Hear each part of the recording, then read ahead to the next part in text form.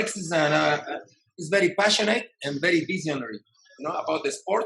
He's always pushing the limits all the time, creating new ways of doing it. That includes skyyaking. We are gonna talk about skyyaking and rope swing base jumping. So there's a lot of things that you used to do. You practically live your life over the edge. I don't know, man. My edge is just a little different than other people's edges.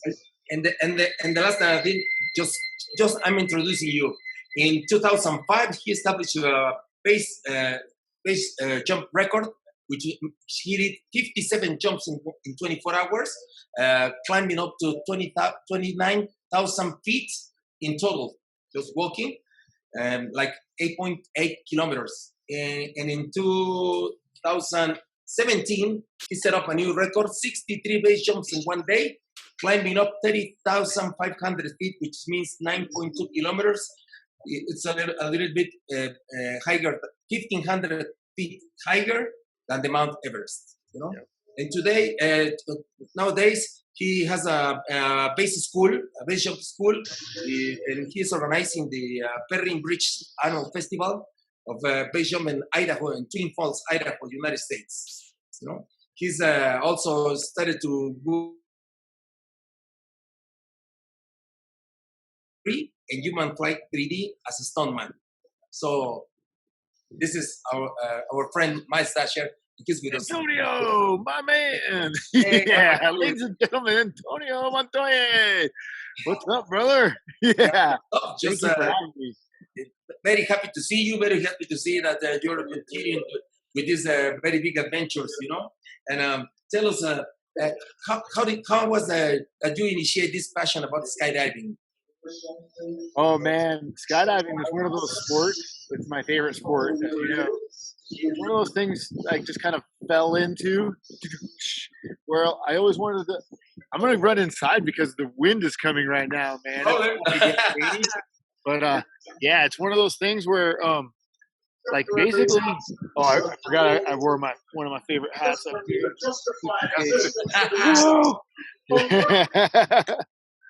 We started skydiving in 1995.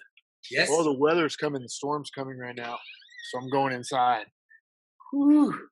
1995, September 6th, 1995.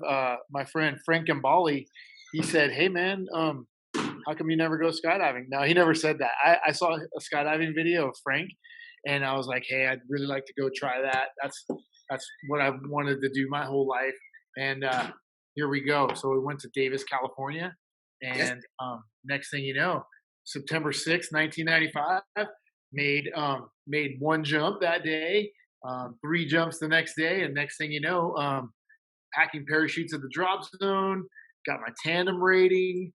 I've taken over 800 people on tandem skydives, and just started doing demonstration jumps, and that's my full-time job now is with the Red Bull Air Force, doing skydive demonstrations and teaching base jumping and working on movies and cool projects. And we have a video series called Miles Above, and if you ever get on YouTube, check out Miles Above. And right now, I'm just home. Yes. Yes. I gotta tell you that I'm very proud of you. Because for me, you are one of the safest, if not the safest, base jumper in the world. Because base jump is a very dangerous activity, and you have managed to go without anything bad in this sport, and that's something that I really, really respect, and that I'm very proud of you being here. Tell us about how was your first skydive? What were you thinking? My gosh, my first skydive was pretty hilarious because you know how you go through an 8-hour ground school and you learn what to do in case this happens, in case that happens. And I did accelerated free fall where you jump out with 2 instructors and one on either side of you. So when you get out, you're sideways, but before we got out, I just remember Craig O'Brien, this guy, he's classic, dude. This instructor from Davis. He's we climb out. Check left, and the guy's like, okay, check right, and the guy's going, bah! So I give him one of those back. I'm like, bah, right back at him, And oh, my bad, got a little feedback. And that was supposed to relax me, which it did. And then it was like, ready, set, go. And we jump out and we're all sideways and we get pitched out and then we get flat. And then check left. And he's like, bend your knees. I'm all bending my knees. Check right. He's like, bah! And I just right back at him. And I was like, this is the coolest thing in the world. It was so fun. And I was actually pretty good at AFF. Passed it all the way through without missing a level. And I kind of took to skydiving very well. I've always been a good swimmer and a lifeguard and a diver off diving boards in the swimming pools. Very athletic. But skydiving was one of those things where, like, dude, this is my jam. I just found my calling, First jump was like, aha, this is what I'm going to do forever. It is a catcher. And who were your mentors? Who did you were looking? I want to go doing what he's doing or she's doing. Patrick Swayze, of course, Oh, yeah. Yeah, I had a lot of mentors along the way. I still for people, but it started out with Frank Gambale, who he taught me how to skydive and how to base jump. And his goal for me was to have longevity in these sports so that you don't die, so that you can tell the stories, and be old in a rocking chair telling people stories like, yeah, when I was your age, television was called books. And we started skydiving out of airplanes, not spaceships. And yeah, we used parachutes, not jetpacks. And then they started using jetpacks, that kind of thing. And be able to tell stories with everybody so that yeah, dude, that's what life is about, is an adventure, and cool life experiences. That's the most important thing in my book. And skydiving gives me those moments of just awesomeness, pure awesomeness with your friends, where you're falling through the sky like a human meteorite, heading towards the earth. Your skin's peeling back on your face and your hair. Look at my hair all flew out, Boom, gone. See how many skydives I have? I have over 8,000 skydives and I lost all my hair. I was so fast. And it's so fun. How did you become involved with the Red Bull Air Force? That's another thing I kind of fell into. Just the right place at the right time with the right people, And Frank Gambale, he was the Red Bull base jumper and a Red Bull skydiver. And then I met the guys at Skydive Lake Tahoe, John DeVore, Charles Bryan, and Mike Vale. They were the free fly clowns. If you ever seen the free fly clowns where they wear those clown masks and they free fly, they'll take guns and sky balls and all kinds of fun things. And I got really lucky. I just kind of showed up on a day where they were skydiving by themselves and they didn't have any customers at their drop zone. And I was the only customer. So I just got really lucky and I just invited everybody out there. And then it was like, you guys, I got to jump with the free fly clowns, man. It was sick. And next thing you know, we got like that drop zone pumping and I got a job packing parachutes and met Jeff Provenzano out there and Amy Shemalecki. And next thing you know, we started making a team, Red Bull Air Force, and met some Chris Santa Croce, Orthar Lawrence, some high-profile paraglider guys and hang glider dudes, and just meeting the right people and hanging out with cool dudes. It was really lucky. I think that's my biggest asset that I have in life, is to be very lucky. Well, I believe also that you have a great attitude towards life, and towards living the today, to live to the full experience, and of course without being reckless, just being very, very cautious, very responsible, but very funny, and just go for it. We have a body, let's explode it. That's what I see from you. And how was your first experience in Puerto Escondido? How did you get to get here to Mexico? Or well, before Puerto Escondido, you were here before. We talked about sometime. some of that. Yeah, I came a little earlier once with Altius making a television show for Televisa Deportes, you know, and yeah, we jammed down and went to Cañón de Sumadero, Yes. and we went wingsuit flying into the canyon and landing on top of a boat, which was there's American crocodiles in the water. The crocodiles are largo, man. They're like you land in the water with them. And then the next day we drove to, or that day we drove to Puerto Escondido. We arrived at like 10 o'clock at the night, you know, and it was January. And I thought, oh man, the ocean's going to be freezing cold. No, the ocean's warm. And we just went right to the beach and jumped right in and started body surfing there was a bar on the beach and you could see the light from the bar and that's it. And we were just body surfing and a little bit of moonlight. And the next day I did a skydive out of a helicopter with my skyac, and I jumped into the beach. It's actually a little bit south where my friend Chris Carpenter lives, and we landed on his beach. I did a floater, kind of touched the top of the wave and then all the way up to the shore. And then I'm like, I got to come back here. This place is awesome. And I did. I came back to Chris's house, and we were doing base jumping camps out of his trike ultralight, and teaching people to fly parachutes really well, you know, so they land really well. And then all of a sudden, what? There's a boogie here? What? The otter's here? Wait a minute. Yeah, I know Antonio. He's my friend, dude. I met him in, where do we meet? It was Valle de Bravo. And, dude, good times. Valle de Bravo, no, or maybe it was in Cuautla when we took you to jump over the Popo. Popo, yeah, the volcano. Yes. Oh my gosh, yeah. I think, but you brought the airplane to Valle and we did some skydives, and then we flew in your airplane back, and then we landed at your drop zone, and we had a nice dinner. Next day, we went flying high altitude and skydive over Popo, and oh my gosh, that was an amazing time, man. Oh. I'm not sure if you sent me one of those videos of skydive with Popo. I did not. I couldn't find it. I've got a pile full of hard drives. I was just going through all these hard drives, you know, and oh my gosh, some of the old ones, you know, are pretty big. And I just started going through them, and I'm like, oh my god, I have so much footage. I need to go back and go through it all. It's a good thing we're home and we can do this.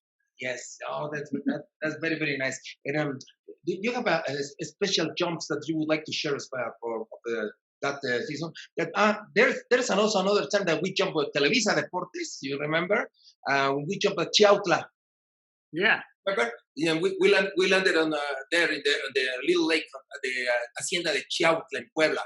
Yeah, by that big mansion, that house on the water. It had water on either side. Yeah, I was just watching that video today too. Yes. Dude, that was so fun, man. Yeah. Yeah, that's what. Well, let's show the people one of the jumps that you send about the. Can I share my screen? Oh, you can share a video from your computer, I think. Yeah, let me plug in this hard drive, man. Yes. This is an old school hard drive. Or even Carla can help us looking over the videos, and then maybe she can just share them. Let me plug this thing in. Para todos nuestros amigos que andan en Instagram, vénganse con nosotros en Facebook. Tenemos aquí la transmisión en vivo y en directo donde nos podemos mostrar hasta algunos videos. Ahí estamos. Yes. The problem is that you have to go to Skydive Cuautla or Skydive Puebla. We have a link there, and then you follow us on Facebook. I believe it's better. Okay, so did you have the video there? You're looking for? I'm looking it up right here. Let's see. Yeah, I've been digging through these hard drives today and finding all kinds of fun things. Lots of things have been going on that I forgot about. And I'm like, oh, dude, remember that time? Oh, dude, what happened on that one time? Oh, where'd it go? My Altius skyacking. Here you go. And it's going to be, oh, there's the mariachis that play for us, dude. That was a really good time. Yeah. Okay, now you can share it. Okay, which one is this? Let's see.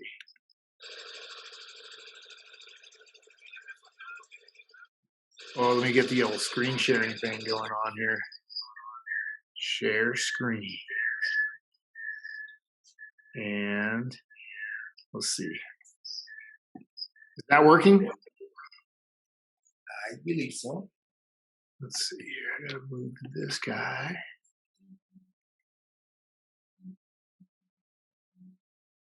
How's that? Can you guys see that? The front of my skyac. And there's Mount Popo. I can see it. Well, that's not the video. Let me get it. Must be this one.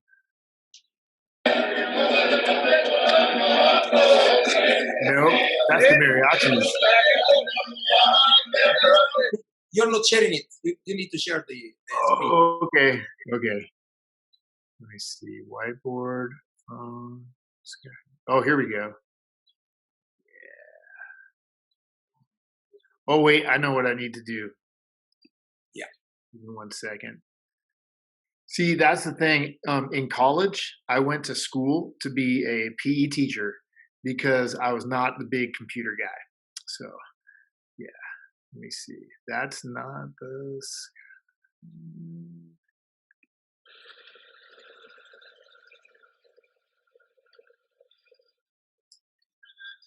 Let's see.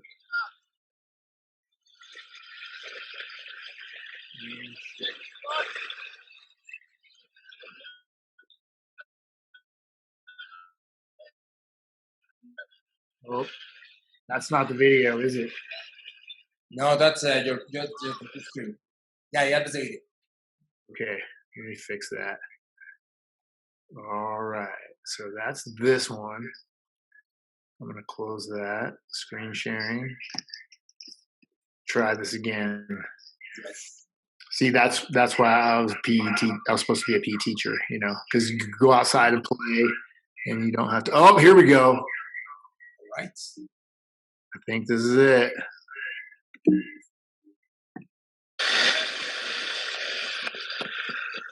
Does that look like it?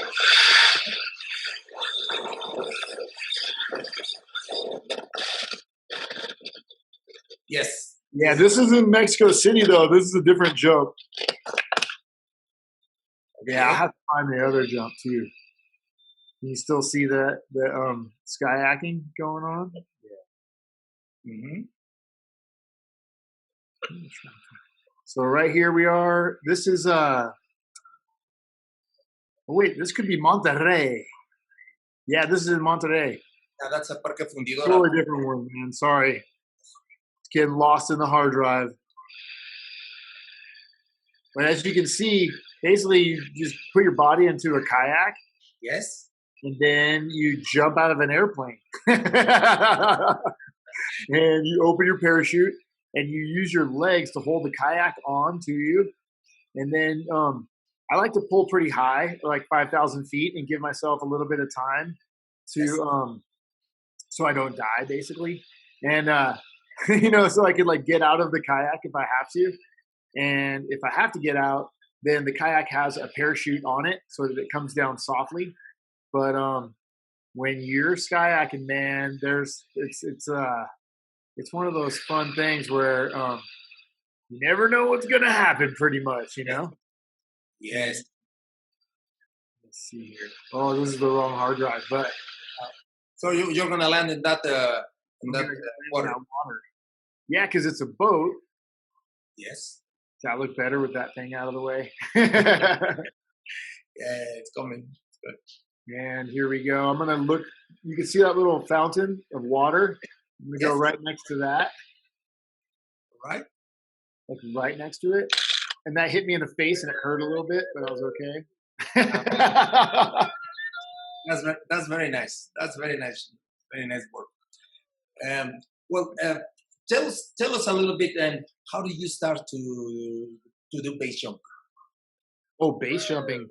That was yeah, base jumping. It all started with Frank and Bali, and he was my roommate, and he was like, okay, it all started in college really when I met this guy who was a bungee jumper, and I would go bungee jumping with Primal Instinct Bungee, and then I met up with another guy named Frank and Bali who was actually I moved in with the bungee jumping house up in Squaw Valley, and our roommate was Frank and Bali, who was the base jumper skydiver guy.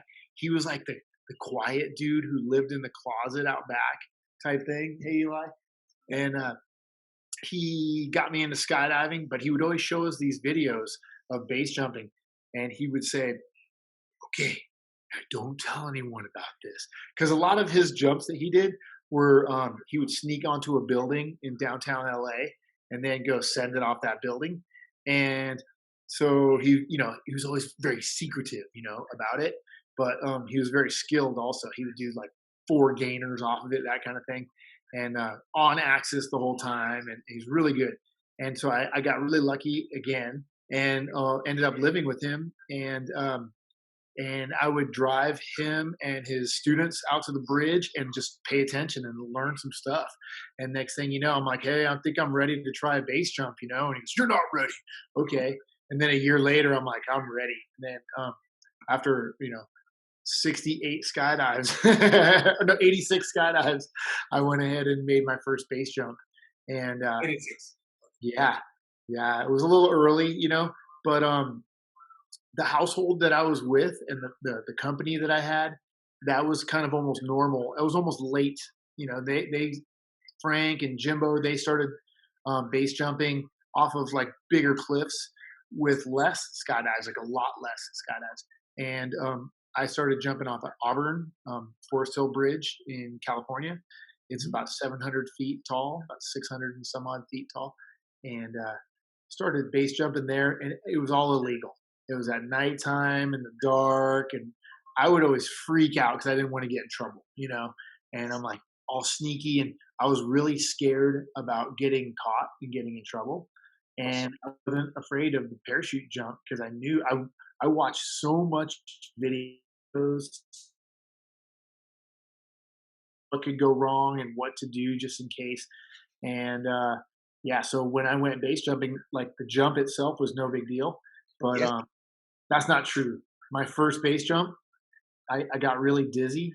I climbed over the railing. I'm getting ready to go, and all I could think about was, "You could die, you could die, you could die." I got really dizzy, and I climbed back over the railing, and then I'm like, I started breathing again.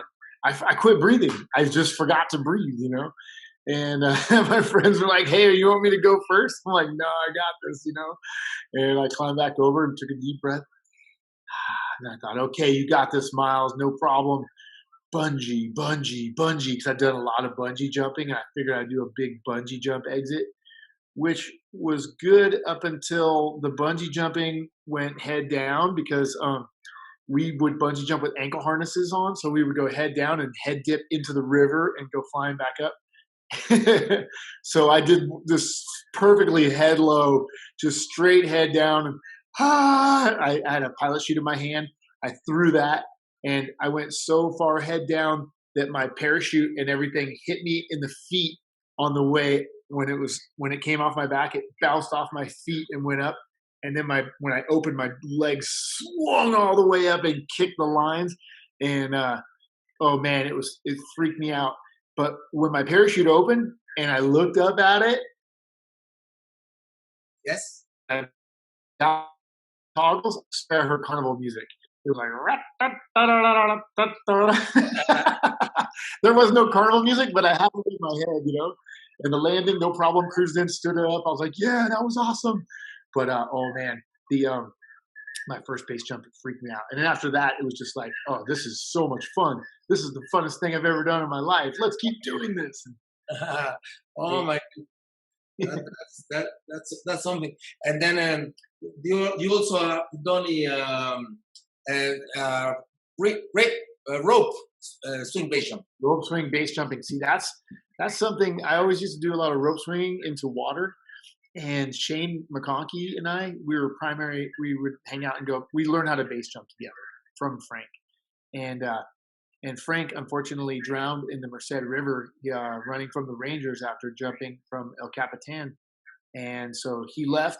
And Shane and we had just learned how to base jump, and we're like, dang, now what, And Shane was like, well, he taught me this. I'm like, ooh, yeah, that's good information. He taught me this. And Shane's like, oh, that's good information. So basically, Shane and I helped teach each other how to base jump. And then the next thing you know, we're coming up with crazy ideas. We're jumping unpacked parachutes, and everyone's like, dude, you can't jump unpacked parachutes. I'm all, watch, it works. Check this out. Wow. And we would just make up cool new things. And jumping kayaks off of bridges, jumping skis off of bridges.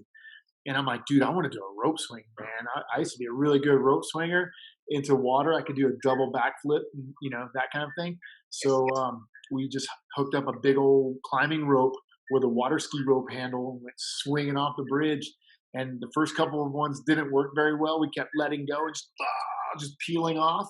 And then after a while, we figured out to use a dynamic rope that stretches, a climbing rope, and about only 40 feet of it. And next thing you know, we're whipping out into the air, just flying forward, doing front flips and Superman dives and all kinds of backflips with twists, and just loving it, And so I'm still trying to get rope swing base jumping into a big contest. Hopefully later this summer, we're going to see some rope swing base jumping contests.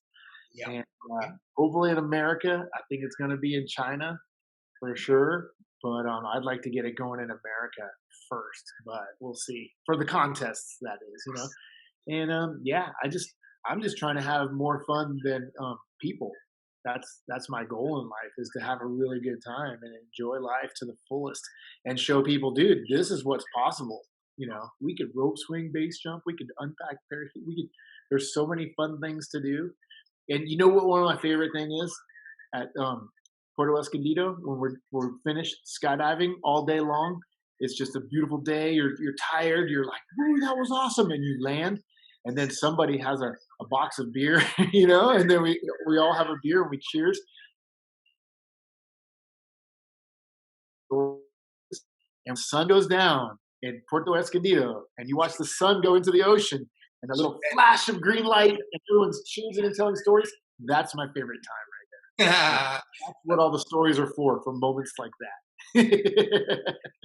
So you love Puerto Escondido. You're very happy to be there. Yeah, I want to come every. Yeah, and then we're very happy that we can be organizing a few more events for next year. I really would like to put something together so we can put something there in Puerto Escondido, because it's becoming a very good place for wingsuiters. Yes. Last time we had a lot of wingsuiters there, and then we can do a lot of very good things, And then if anyone would like to learn how to wingsuit, just come to us, and then we can teach you how to wingsuit, and then Miles will put you in a very, very nice jumps over the sky. Yeah, dude, I love you guys down there. When we come down, that's what I had is a group of guys who were learning how to fly parachutes, base jumping parachutes, because their goal was to go fly in the mountains, So I go, okay, you have to have good canopy skills when you fly in the mountains. Bring your wingsuit. Bring your skydiving rig, because we're going to skydive Puerto Escondido. And that's what we did. We would make a few base jumps in the morning from the trike, and then jam down to the drop zone, and then all day until sunset. Just so much fun. Yeah. And it's such a great place. You could go, like, there's different patterns to fly, but my favorite is go all the way down the bay, out to the point, out over the water, and then jam all the way back into town. And it's just such a nice route to fly. And the cool thing is all we wear is flip-flops on our feet, Yes. The booties on your wingsuit will hold the flip-flops on until you open your parachute, and then the wind holds your flip-flops on. And so, you just wear your flip-flops all day. It's great, man. Yeah, I remember a couple times that I've been flying a tandem, and while I'm on a tandem, you and Chris, I believe, you were passing just next by me on the tandem. That's a lot of fun. It's a very nice view. when we're jumping escaleras por escondido. It was so fun. Last year, there was a group from Denver. Those guys were so much fun. At the end of the day, they really wanted to do high pole so that they can all just kind of fly for a long time and then cruise down and land, like watch the sunset from altitude. And I'm like, oh, I got a trick. We could do this thing where you guys get out like in sequence, and then you can fly in a big line, and we'll get out after you and then fly ripping our wingsuits right down past you guys. And some of the guys were getting out and being in a straight line, and we could do a chicane course through canopies with our wingsuits. Super fun times, because not only do we get to fly through those guys, but the guys who were flying the pattern, they get to watch us come ripping by with wingsuits before they watch their sunset. You know, Yes. such good times. We did an early safety day too, just for fun. You know, because safety is no accident. You know, like it's always good to be safe, and it's way more fun when you're safe having fun. You know, Yes, of course. So safety first, But I don't. Sometimes I don't know. How can you be safe in base jumping? You prepare, you get ready. If you're not prepared, then don't go. You know, if you're not ready and you can't see it, honey, can you get the phone plug charger cable for me, please? I'm about to run out of battery in my phone. But yeah, you got to have a plan. That's what they say in skydiving: is plan the jump, jump the plan. Yeah, that. No, the whole thing. I need that. So yeah, you got to plan your jump your plan. And my dad, he was a fighter pilot, so that's kind of where I got really lucky again. Is he told me, you know, some things about always have a way out, never paint yourself into a corner. He gave me some good advice that I didn't even understand when I was a kid, and it's all starting to come together as a human body pilot flying around in the skies. I'm gonna plug this thing in. Yes. And but yeah, yeah, you gotta always have you always have to have a plan B in case plan A doesn't work. And that's just what we do when we're skydiving. We have a reserve parachute. Like if your main parachute's all tangled up, plan A, fix it. Okay, check your altitude. Oh, we're burning through some altitude. We're gonna run out of altitude. We're gonna run into the ground eventually. Well, time to change the plan. You know, change the plan B. Cut away, pull reserve. You know, and that kind of thing. So, yeah, just be ready to be ready for anything. You know, and that was one of the things that Shane and I would do when we were not only skydiving but base jumping. Was we would always kind of think on this, and if it does, what are we gonna do? So, you know, make yourself a plan, you know, and in base jumping, I always tell guys, make sure you have a plan A, a plan B, a plan C, a plan D, a plan Z, you know, because like the plans can keep changing and changing and changing. And the jump's not over until you're high-fiving your friend in the landing area. So, yeah, you got to like get to the ground and then, you know, then party with your friends in the LZ. So, yeah. Got to make the landing. Yes. How many landings are mandatory? Yes, of course. How many base jumps do you have? I'm coming up on. I just did my 5,800. I'm let's see, 13 since then. 5,813 base jumps. Wow, that's a lot. And just tell us about the experience about jumping over the Popocatépetl. Oh my gosh, dude! What an epic adventure that was.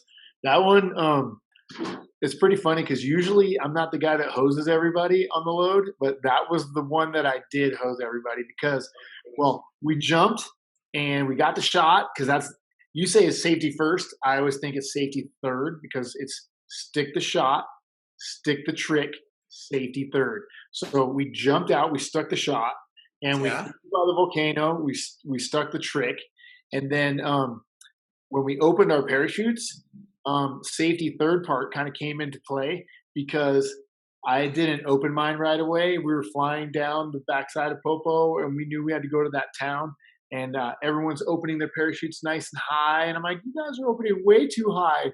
You're abusing altitude. You should be Yeah. going lower and using all that altitude. And so I went lower and lower and lower and lower. And next thing you know, I open up my parachute, and I'm kind of below the ridge line of these big giant ridges on the mountainside. And the air up top, those guys are getting pushed, and they're just jamming. I'm watching them go. And since I got down below the ridge line, there's different winds down there, and I'm getting headwind. So I'm just holding. I'm just stopped. And those guys are going. They're going to make town, and I'm just stopped. I'm not going to make town. I'm going to land up in the middle of the mountains. Yes. I remember you landed in a very. I just found like this little tiny little strip that somebody mowed in between all these trees, and it kind of looked like a runway. And I'm like, wow, I found a runway in the trees. This is awesome. So I landed there, and then thank goodness my friends are good teammates, and they came down, they spiraled down, and they landed with me. You know, you never leave your wingman. If, you know, the low guy has the right of way, so follow him in, even if he hoses everybody and makes them walk for 2 hours. It took us 2 hours to walk. And we had to walk down the mountain for 2 hours. Yes. But it was a really fun walk, and we told lots of stories on the way. And we made it to town just as the sun was going down, and then we jammed down. Then we had the best dinner with you right after that. We were super hungry after I made everybody walk for 2 hours. But oh man, that jump was amazing. And it's in Aero Mexico. All the pictures from our exits and then flying over the volcanoes. You see them in the news magazine and the airplane all the time. Almost every time I go down to Mexico, I look there, you know, thumbing through the magazines. There's the shot. There's Uli and Shane and I. Sweet, you know, over Popo. Yes. That one. I have in here right now a video that I can share. So if you can talk a little bit. Okay. Now This is it. Oh, dude, looks like we're going skyyaking. Yes. Yeah, Okay. Para nuestros amigos de Instagram. skyyaking, man. When you get out, it's a kind of a wild ride, and you got to just hang on, man. And like basically trying to sit down on top of an exercise ball is what it feels like, and just balance. And then open your parachute. Yeah. And down into the river. And put away. And then your friend will come and throw you a paddle. And almost.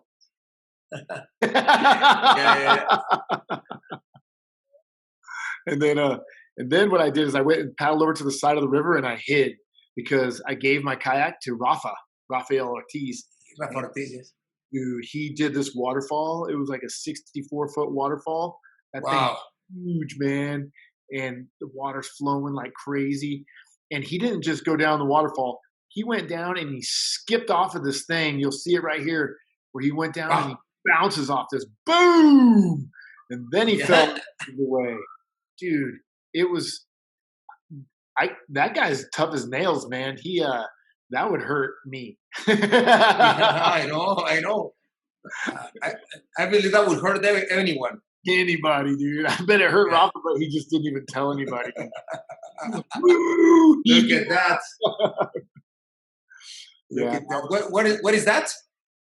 That's in near Jackson Hole, Wyoming. It's up near the Grand Tetons. Yeah. Oh, this is another one. In Idaho. Yeah, this one's in Alaska with speed wings. This sport is so fun. Oh man, you take your wing and you lay it out on the ground behind you. Yes. Yeah, this one is Valentin Deluc. Dude, this guy's my hero, man. He's so talented. Wow. And he is. Actually, he's in France, flying through the trees here. This is Valentin's backyard, and you take a high performance parachute, like a high performance paraglider, which is kind of like flying a Velocity, only better than a Velocity. You know, it's a sick wing that they're flying, that he's flying right here. and you lay it on the ground behind you, and you start skiing, and you pop the wing up over your head, and then you pop yourself Wow. up off the ground, and you can zip past houses and touch roofs, and oh man, like the it opens all kinds of new windows and doors and avenues to like just do cool, fun things, party in the sky. How, how do you prepare a jump like this? For speed flying, Yes. well, first you got to get to the top of a big mountain with all of your gear.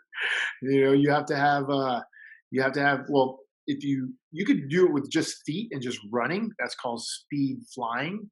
But if you're with skis on and you get your wing over your head and you're skiing, that's called speed riding. And Yes. and I like to speed ride, but just a little bit off the ground and just kind of follow the contours of the ground with my wing, and then touch down and put some tracks in, and then fly and float over the ground a little bit. And then people who are skiing down, they see these tracks that just come out of the sky, and it's just, wait, where did these tracks come from? They just came out of nowhere, and then they left again. It's crazy. It's pretty funny. You can kind of freak people out when they look at your ski tracks and like, I don't know where these came from or where they end, It's pretty, Yeah. but yeah, basically you got to get to the top of the mountain, and that's why it pays to be in shape, and so you can hike up a mountain. Well, but I believe when you do wingsuits, Yep. uh, uh, when you do proximity flight, Yep. I'm pretty sure that it looks very easy from the videos, but I'm pretty sure that you check all the way down. Oh yeah. Oh yeah. Yeah. You don't just go start flying by walls on a mountain Yes. without looking at it. We're studying it with the best that we can. If we have the opportunity to fly in a helicopter where you can go fly the line, we'll fly the whole line down first and look at it. But sometimes it gets expensive and you can't do that, and you're jumping out of airplanes mostly, Yes. and you're flying down the mountain, and you don't just go buzz the ground the first time. You go Yes. a mile above. You go way out in front of it and just look at it. And then the next one, you go closer, and then you come around the corner and you study your footage. And then you go, look, if we turned hard right there, we could get down onto this. And if you turned this way, then you could get onto that. And then we just find Yeah. cool things. Like if you see a guy buzzing a cliff edge and just right next to his face, he's probably flown that line 15 times or more, Wow. and the guys that did the Point Break movie, where they flew into the crack and they flew like Yes. right on top of the grass, John DeVore and Mike Swanson and Noah Bonson, those guys, they flew that line 86 times. That's crazy, right? That's a lot of training to go there and do that. Yeah. And we did a Miles Above episode where we went and flew the crack, and Swanson let it in, and John's there, and Andy Farrington, and myself, and Scotty Bob Morgan is following. And we did it in 4 tries. And like Mike was giving me crap about being kind of high. Oh, you were miles above on that one, And and John was like, dude, give him a break. That was his 4th time down here. That was your 86th time down here, Wow. Wow.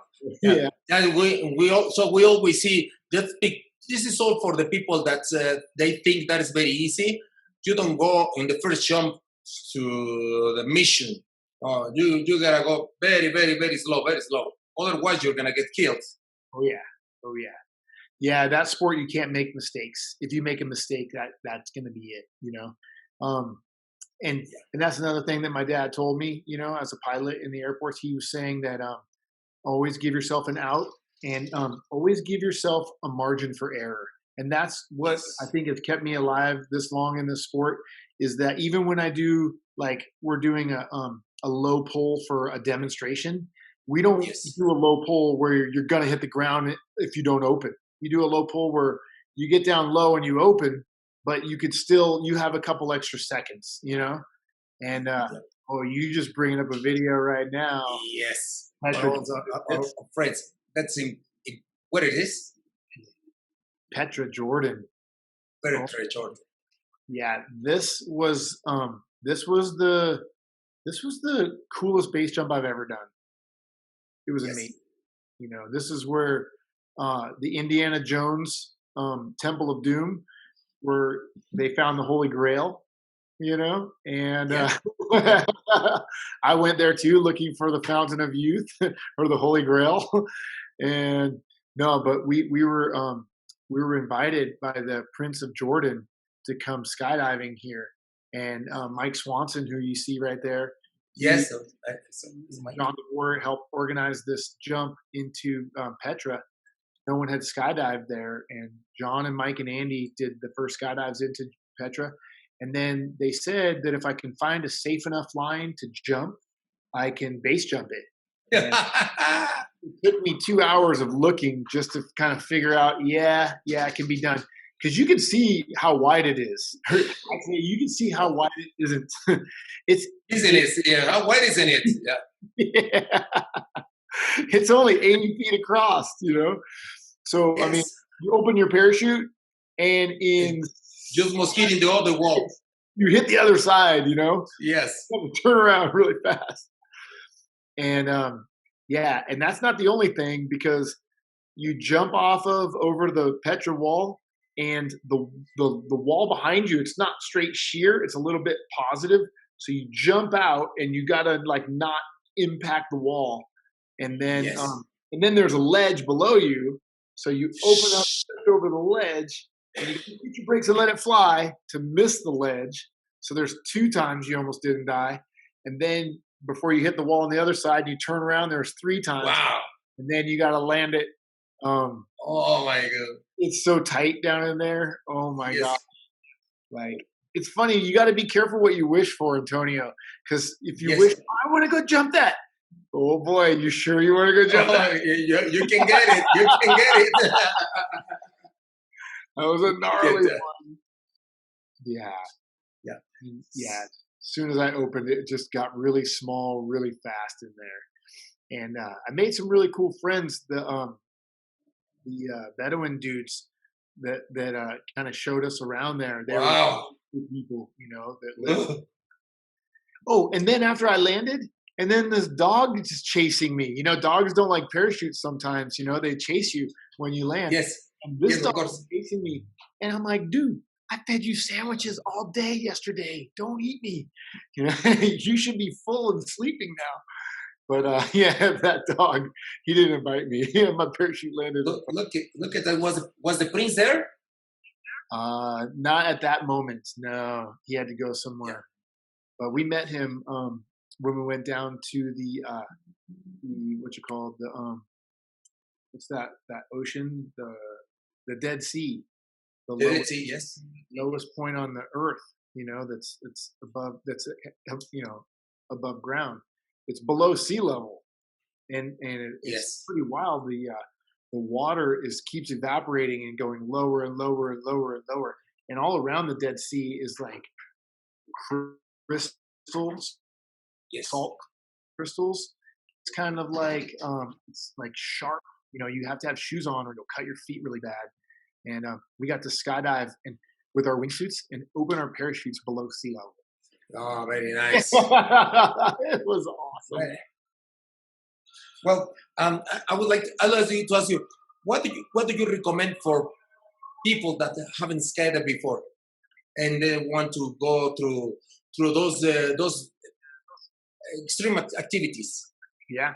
Oh, well, I mean, I would watch some videos so that you know what Yes. it looks like, so you have an idea in your head what to do. Yes. I would get the best training possible. I would go to Skydive Cuautla. Just saying. Thank you. Saying. Yep. Yeah. No, I've been watching you guys, and you guys do really well in your training. And the cool thing is, I like how, this guy just graduated. Yeah, we got a new skydiver. Welcome to the family. Because that's what it is. It's a family, And it's such an awesome time to be along to such a cool group of flying friends in the sky, Yeah, And we are. but get good training. I think that's very important. Get the best training that you can with a highly reputable drop zone that's going to take care of you, and not just for your class, but the Yes. long run too. You guys are big picture, like we'll have like we did that, have a safety meeting where we're like, hey, we need to talk about this because it can be dangerous. So let's keep this on the back of your mind, Yes. and keep doing things like that. And I noticed that your drop zone, our drop zone, because I'm coming, just saying, is very good at this, and just keeping up on the safety game. That's what it is. Safety is no accident. So, and it's way more fun when everybody's high-fiving and laughing in the landing area going, dude, that was so much fun and so sick. Let's do it again, And, Yes. but yeah, go to a really reputable drop zone and learn how to skydive. And the cool thing is, like, you need to stay current to be safe, which means you Yes. need to keep skydiving, and which means you get to go have more fun than people, because skydiving, I mean, oh dude, are you kidding me? That's the most fun you could possibly have, And so yeah, a lot of people nowadays too, the groups that we hang with, they are kind of on what is it, like endless summer, follow the weather, Yes. migrate like birds. And that's my Yes. goal, is to go down and spend next Christmas down in Puerto Escondido and Yes. get out of Idaho, because Idaho's like windy, nasty, cold, snowy. Let's go down to the beach, and the most dangerous thing is how hot the sand can get on your feet. Yes. Yes, of course. Of course. Love it, man. Yeah, and sunscreen. Gotta wear your sunscreen too. Yeah. And what do you suggest to skydivers that are already skydivers and they would like to go after base jumping or proximity flight or all those kind of things? Yeah, get good instruction, and, Excellent. and watch videos and learn. And don't just listen to one person, listen to a few people, I've got some guys who have come to Miles D's base camp, and they're all, hey, I'm thinking about going and flying with Dukes and checking out his school. I'm like, yes, go do that. Because that's, get as much knowledge and get much information as you can. That's going to help save you in life. I mean, knowledge is power. Knowledge will like give you insight to what is out there, what can happen and what can get you. And then you'll be better prepared so that you can, like, oh, here comes this, dodge, and then that was a close one. Yes. Good thing I was ready for it and I saw it coming. Because that's the thing. If you don't recognize a bad time coming your way, you might get something getting you. Something can get you. Yes. But if you see it coming and you recognize it, then you're like, oh, look at that. That's kind of like getting crazy. And being aware. I wasn't aware, very aware at all. I was into the big sky theory, just flying around, woohoo, la la la, until I had a canopy collision once, and Wow. my friend Jimmy Halliday and I, we were both going to do a downwind landing, so we were looking at where we were going to land, not at where we were going to set up, and we're like setting up over here, but we're looking over there. We're flying that way, but we're looking over here, and he's spiraling down, and I'm holding brakes. And boom! We were in the same place at the same time. Broke my shoulder, broke his pelvis. Wow. It was bad, dude. And I think being aware, and nowadays when I get out of an airplane, I'll open up and I'll start counting. How many people can I count? Count everybody, Yes. And it's very good to be aware of everybody and to have a good plan too, so that like how airplanes come into busy airports, Yes. they all have different patterns where, plane, Delta 59682, we're going to need you to take a super long downwinder and come around in an hour, back to the landing zone, because we got a bunch of traffic ahead of you. And it works that kind of way too. Only in skydiving, it's a lot of nonverbal communication where we look at each other, and then you look at each other and you're like, and you kind of think what each other are thinking. You know what I mean? As long as you get eye contact and see things, then make a good plan. You know what I mean? And so I think just being aware and being able to communicate non-verbally with other people and see other people and kind of know what they're thinking. Okay, this guy's on a big parachute. He's going to do a pattern like this and then stop right here and then just sink, sink, sink, sink, sink, and then surge on in. This guy's on a fast twitch. You can't just dive into the ground and get a whole ton of speed and then just kind of rip across the ground at the end. So you kind of have to know what people's tendencies are and that kind of thing. And the more you know, the better off you're going to be, and the more fun you can have with your friends in close proximity in the sky. Yes, yes. I was going to ask you, have you ever had close calls? Yeah. I've had a couple of close calls. Like the one was a canopy collision. That was more than a close call. That was just a call. Boom! Whoa! The phone's ringing and you forgot to answer it. But your message machine picked that thing up. No, but there's I've had a couple of close calls where a lot of times you don't even realize it's happening, until someone tells you like, hey, did you see so and so come ripping by us? Oh my gosh. We went to high altitude skydiving once in Skydive Lake Tahoe. We went up to 23,000 feet. Yes. And just because every time we got on the airplane, I would tell the pilot that the drop zone manager said that we're supposed to go to 20,000 feet just to get more altitude. And he never really said that. I would always made that up, And then one day the pilot said, okay, light load, we're going up. And we went to like 23,000 feet. And we had oxygen on the plane where we're like breathing oxygen. And then, okay, green light, take one more breath, open the door, climb out. It's freezing cold up here, and in board shorts and t-shirts. And then it's like you're waiting for everybody to get in the door. And in high altitude, there's not much oxygen. And every breath you take, you get a little dizzy. It's like drinking a beer every time you breathe. Every another breath, oh boy, ready, set, skydive, And so we jump off and we're free flying. We're all going head down, and there's like 5 of us, and there's 4 of us like all together. There's 3 guys and me. I have a sky tube, which is like a giant pylon attached to my feet. So there's this thing flying behind me, like a big round tube of a kite, and it's like 15 feet long and 3 meters. Right, and then or 5 meters, and so I'm the target, and everybody's coming to me, and so I got like all these guys in a circle around me, and one guy who's hypoxic, doesn't have enough oxygen in his brain. He's just like shooting out that way. He like sees us, he comes back, and he's like, he's full speed coming at us like across the sky. And in free flying, man, you can go really, really, really fast. And he's going really fast, and I see him, and he's not slowing down. I go, he should be slowing down by now. He's not slowing down. And so I go back, and I get these other 3 guys that go at me, and this guy goes right behind him, And he never slowed down. He would have hit somebody doing probably 100 miles an hour, body on body contact. That's not going to be pretty. And then he turns around and he comes back again. And here we are all set up, just party in the sky.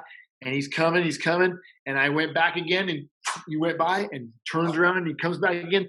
Nobody sees this. I'm the only one that can see this, because they're going behind my friends. And this time I went like that, and they went backwards, and I went towards them, and the guy goes behind me, and their eyes just go, and I'm all, yeah, I know. That's the 3rd time. Now we're all watching, Oh, wait. And then we all go, you have an internal clock, and when you're free flying, it's 45 seconds free fall before you spread and you open your parachutes. Yeah. Just start to track away. And then we look at our altimeters, and we're at like 9,500 feet. So we turn back around and we go back together again. And now we're out to lunch, and we forgot about altitude, and we're all playing around. This is before audible altimeters too. So all we have to do is look at our altimeter. And now we're playing. One guy looks at his altimeter and he goes, and he gets flat, waves off, pulls, opens. And we just watch this guy open, and we're like, what? And we look, and the ground's starting to move, and we're below 2,000 feet. And we just start to turn and track and open up. We all opened up at about 1,500, 1,200 feet, like low. A guy's cypress spires, and we all cruise in and we land. And like through the lack of oxygen, I'm kind of like my brain is like shutting down, and the drop zone manager comes running out and he's like, what the hell just happened, man? And he goes, why did you guys pull so low? I'm like, we went to 23,000 feet and we, it was like I drank truth serum, we went to 23,000 feet and we broke it like 9.5 and we all came back together. Then we forgot we were still skydiving and then we all pulled last second and it was bad. Why did you go to 23,000 feet? Oh, yeah. I've been telling the pilot that every load this summer to take us that you said to take us up there. Oh, that's so stupid. I go, I know, man. That was bad. That was dumb. I'm sorry, man. I need water. My head's starting to hurt, And he goes, I'm not even going to punish you because you already punished yourself by like being dumb. And I'm like, thank you. I appreciate that. Thank you for that consideration. I remember what one video that I saw you. Maybe you remember when you were wingsuiting down a snow mountain. Oh, yeah. And you opened like 100 feet. No, it was like 60 feet. It was stupid, man. Oh, wait. I was trying to look, to look for that video. That was impressive because I saw your shadow on the ground. When you were opening. Oh, dude, I hit my shadow. By the time my slider came down, I was rear risering to the right and I clipped a tree. Like I never even took my brakes. I just rear risered right to try not to hit the tree and I hit it anyway. And then I landed on the roof of a house like that. Like I think I had like a 4-second canopy ride with a wingsuit on and it was bad. It was bad. I was watching Uli Gagin shots on the ground. I'm flying to him and I'm trying to clear all these trees. If I open, I just go into the trees. So I'm trying to clear that. There's a little drop off and then I can open and land. Yes. And I'm trying to clear the last one and I can see Uli's face and he's yelling at me going, oh. And I'm like this. I'm like, not yet, not yet. He's like, oh, I'm like, not yet, not yet. Now. Cut away arm wings because we have arm wings that cut away. So because you don't unzip them, you just pull this thing and it releases your arms out so you can get your brakes and pull, cut away, grab your riser, hit the roof, and I'm okay. And my parachute hasn't landed yet, so I didn't know if I'm okay or not. He was so mad at me. Oh man, I was mad at me too. But yeah, that was bad. I've been really lucky a few times, Yes. And that's not the only time. That week I almost died twice with wingsuits. Oh my goodness! Oh, now I know you're very lucky because I'm really lucky, man. A lot of people is not that lucky. Believe me, I've seen a lot of people that is going with less than that. Yeah, it was a calculated risk where I used every little calculation there was possible for it. It was like too low, man. They always say, "Base, how low can you go?" And now I don't play that game anymore. Yeah, Miles, can you turn on your Instagram so people listen on Instagram also? Oh yeah. Let me. I don't see you on Instagram. Oh yeah. Toño. See. We also have some questions here from Diego Duvel, who's asking something. Yes. I don't know if Diego, do you want to take the micro? Diego, Diego, you know Diego? Diego, yeah. What's up, Diego? Yeah. Hey, man. I was just wondering, where did you start to skydive? Oh, I started in September 6th, 1995 in Davis, California. I went to Yolo County Airport. YOLO, you only live once. And it was awesome, man.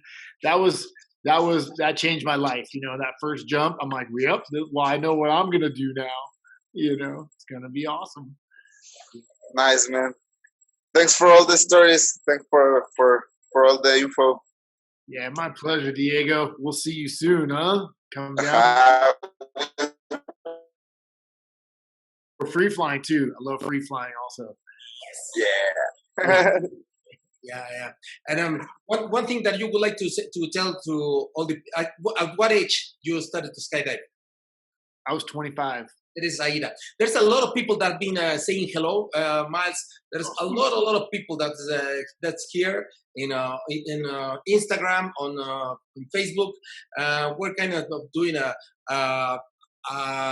combined platform because later we're gonna go just on Facebook, but because there was not a way that we can figure out how to share videos and everything with all the Instagram people. But now we know. I would like to tell all the people that is in Instagram, if you would like to join, because I don't see you on Instagram, Miles. I got cut off, and I'm trying to figure out how to get Just back. Get in Skydive Cuautla again. Skydive Cuautla. Yes, 2 there. Yes. Yeah, it's working. Exactly. Yeah. Okay. Yes, I see the solution. And that's it. And then, what would you like to tell people from Mexico? What's your experience with Mexican people, with Mexican skydiving? Oh, dude, let's go hang out with some mariachis and let's go skydiving first of all. Yes. And my favorite thing is to skydive in Puerto Escondido. You know what's cooler than skydiving? Is skydiving in Puerto Escondido. Yeah, when you land on the playa, it's you can't beat it. It's like the coolest thing going. Especially you call home and how's your day? Well, we got a foot of snow and we have to go shovel the snow. And I'm like, oh man, I wish you were here, in Puerto Escondido, because it's kind of rough here too because my feet are really hot in the sand. I have to run to the ocean and put my feet in the ocean. That's better. That's a very nice thing. Yeah. I'm still in love with the Skydive Puerto Escondido. That's every time I open the parachute, I see the clouds, and sometimes on sunset when we watch all the clouds down below. Oh my goodness! It looks like it was like a golden ocean. Yeah. And sometimes I cry, open my impressions, and I can't even believe. I'm still getting excited with it. It's amazing. It really is amazing. One of my goals in life is to build a palapa and to live in it for a month.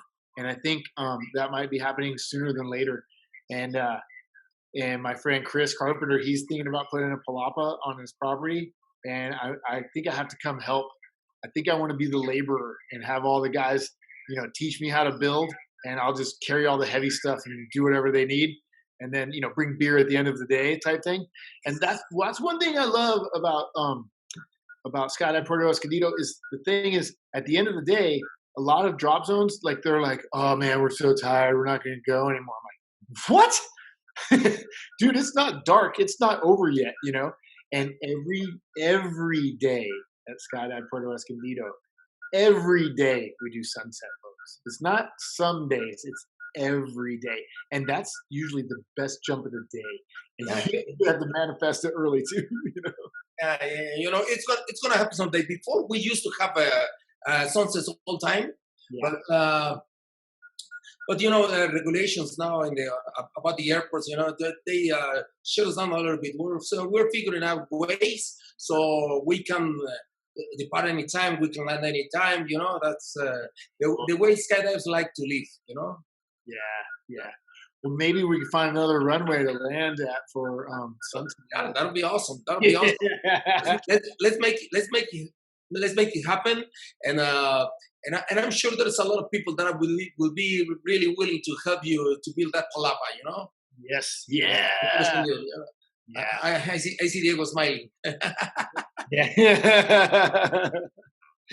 Yeah, we all have the dream to be flying there, to be living there, and skydiving every day. Well, that'll be a dream come true for most of us. Yeah, buddy. There's a song called "Living the Dream Falling." It lives on YouTube. If you go to YouTube and you type in "Living the Dream Falling," you might see another video. It's a song that I wrote. Yeah. Well, one day.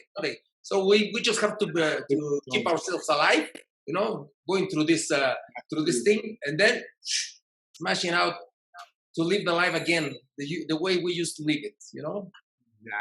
Exactly. And just be cool, man. Don't sneeze on anybody. Just Of course, no, we're gonna be having masks all the time. You know, for at least for a while. You know, Well, and there's a lot of people from South America, from the United States here saying hello, from Argentina, from Peru, from Chile. You know, from different countries. I wish. I'm sure your English is very good. You know, and then I'm sure most of the people. Most of the people that is listen us, you know, that's watching us, they understand very clear what you're trying to say, and because of you're always sharing it with a lot of passion, you know. So there's special effects like Remy's debriefs, you know. Yeah, totally. You come like this. Yeah.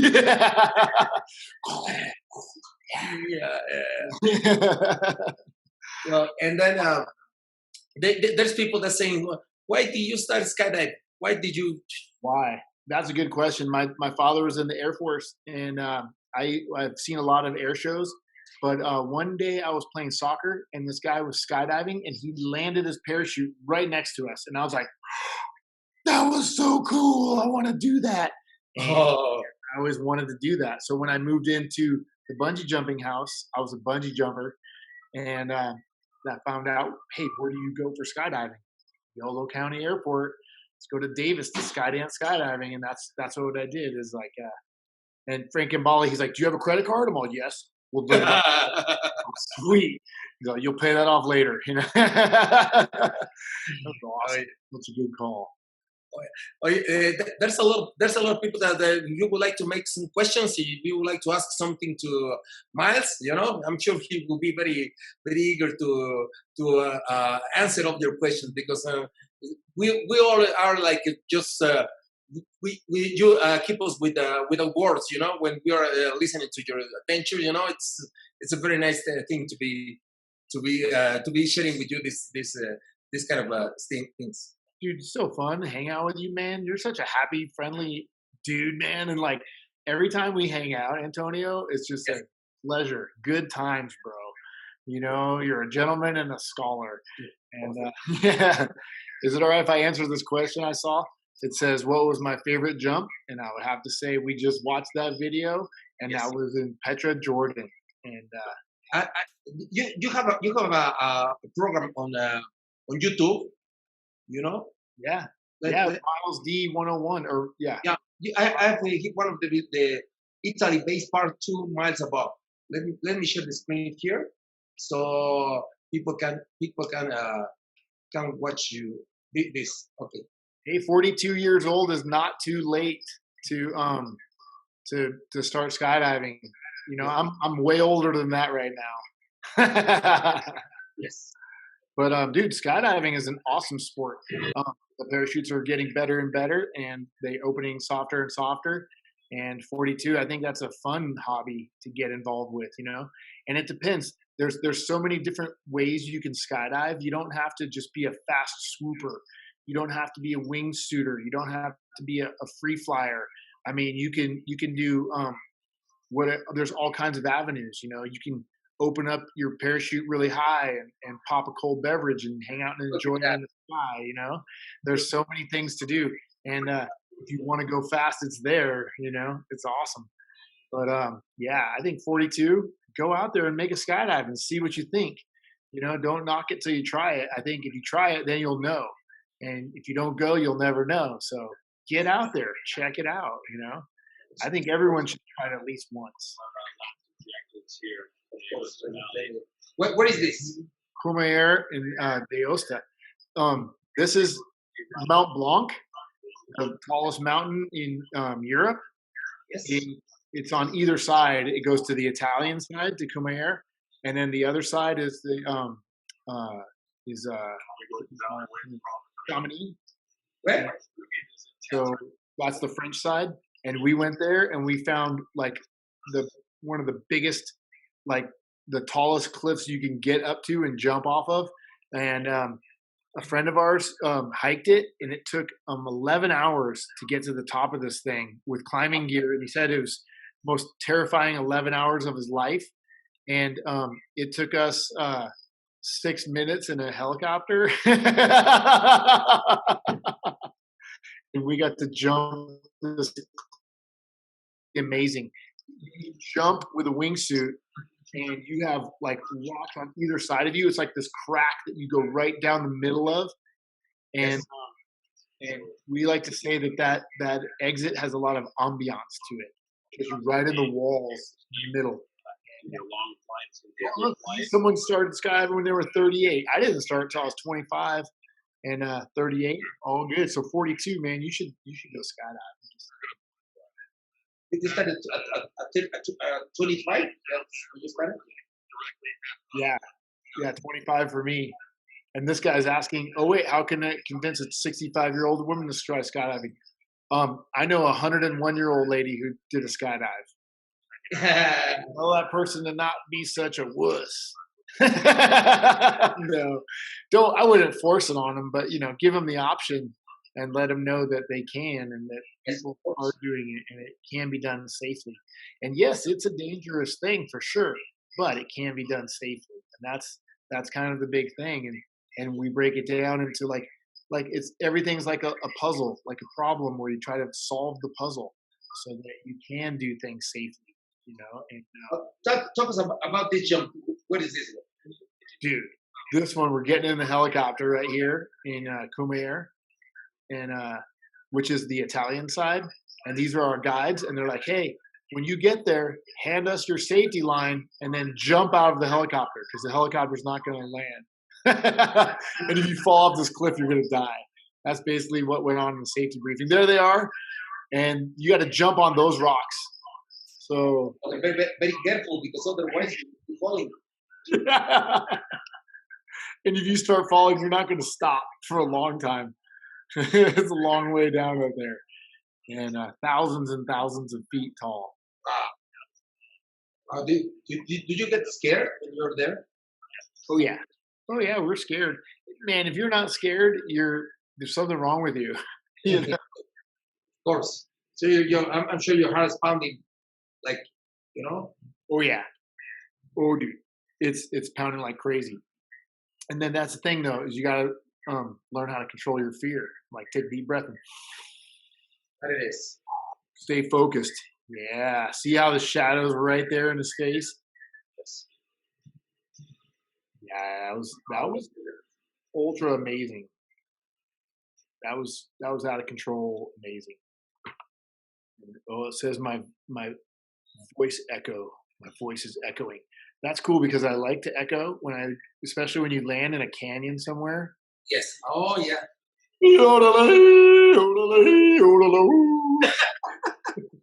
Check the echo. Still echoing. And can you kind of assess the beach that you are flying so you know in advance if you are able to clear some ledge or not? Yeah, basically, your glide angle just from experience from flying. And if you think you're not going to clear something, you're not going to make it over something, aim at it. You just aim directly at it. And if you can't pump it up and go over it, if you're aiming at it with lots of speed, then you're not going to make it over that. So basically, if you don't think you're going to make it, aim at it and then see if you can't get speed and then lift above it and then power your leg wing and go up and over it.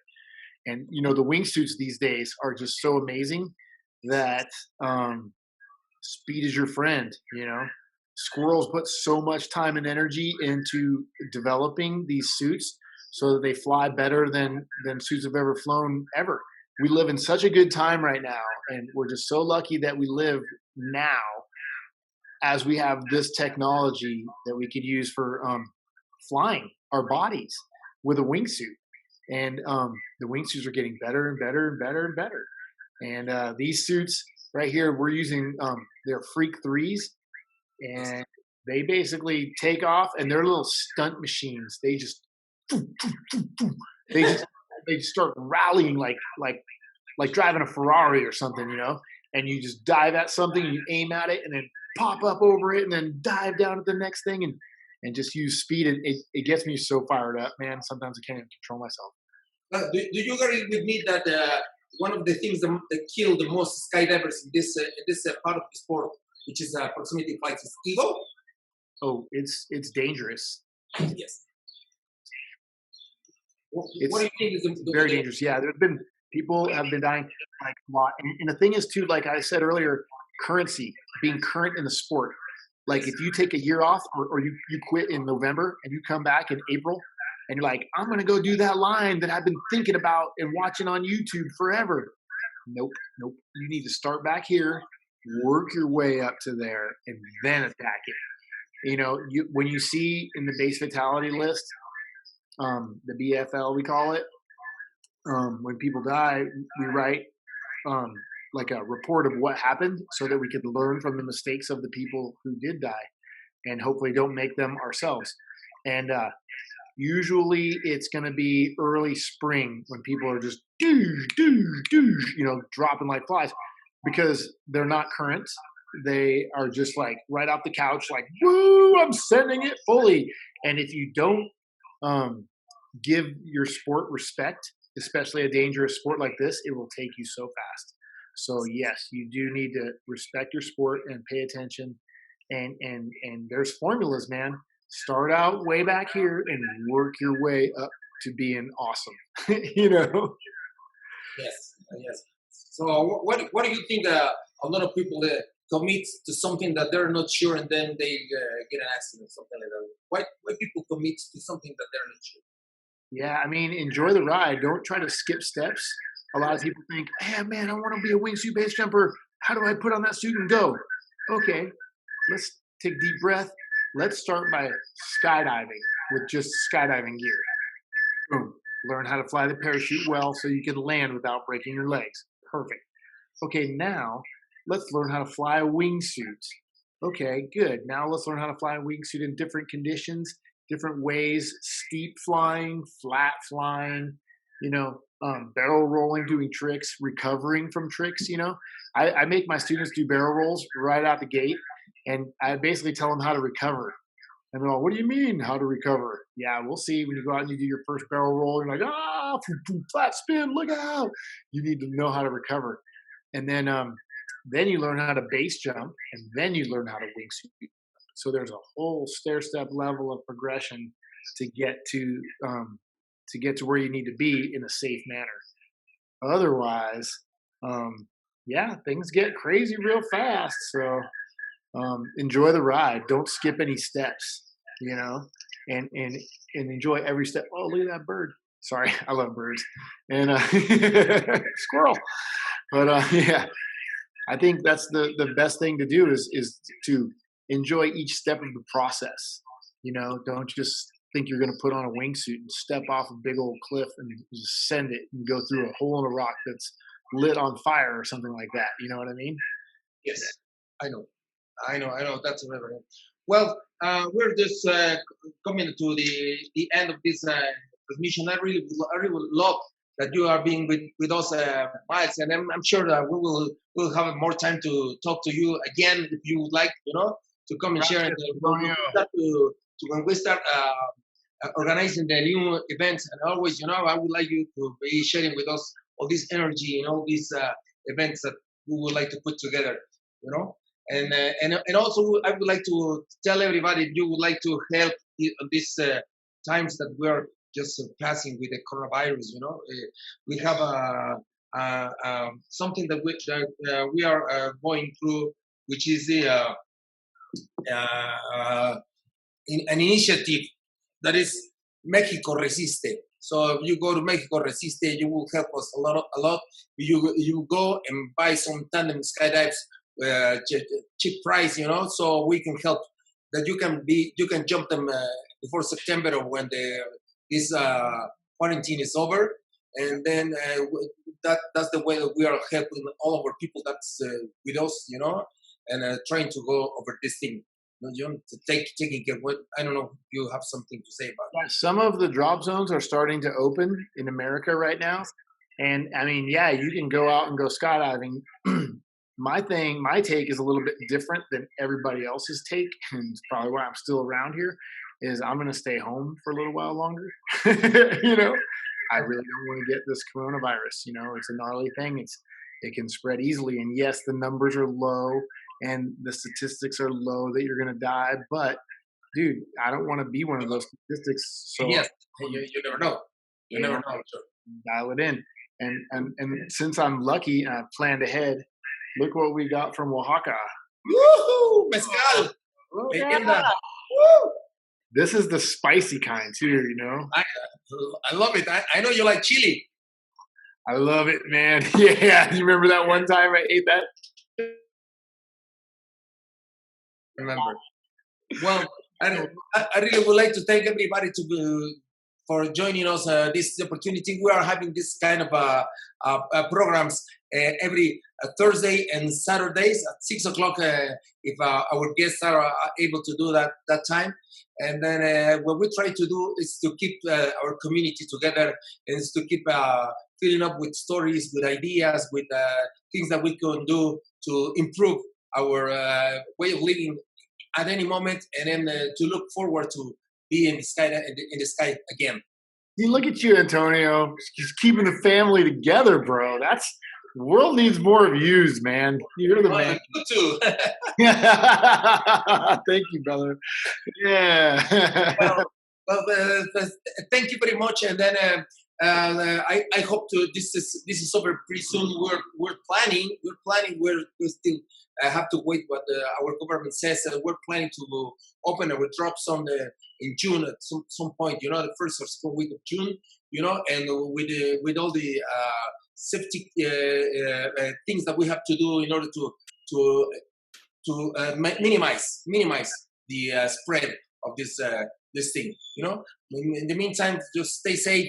You have your own backyard full of toys to be playing with.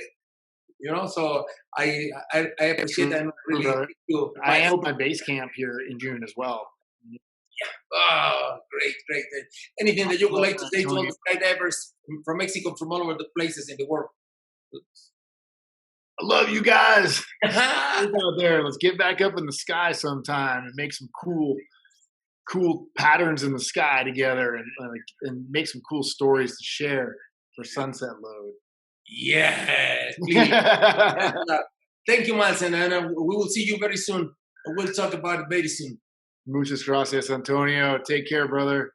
Yeah, love you, man. Gracias a todos por estarnos acompañando. Muchas gracias.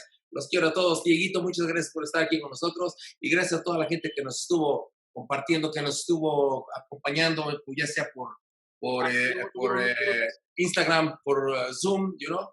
Ya pronto me parece que va a haber, I think there's going to be pretty soon a messaging rooms or something like that, which we're going to be able to share from any platform. I think Instagram, WhatsApp, and Messenger. So it's going to be not that messy that we had today, you know.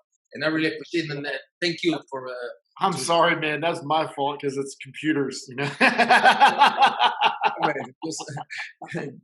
Okay. Thank you very much, and see you guys very soon. Okay? Gracias, brother. Take care, Antonio. God bless. Bye-bye. See you. Hasta luego. Hasta la vista. Hasta la vista.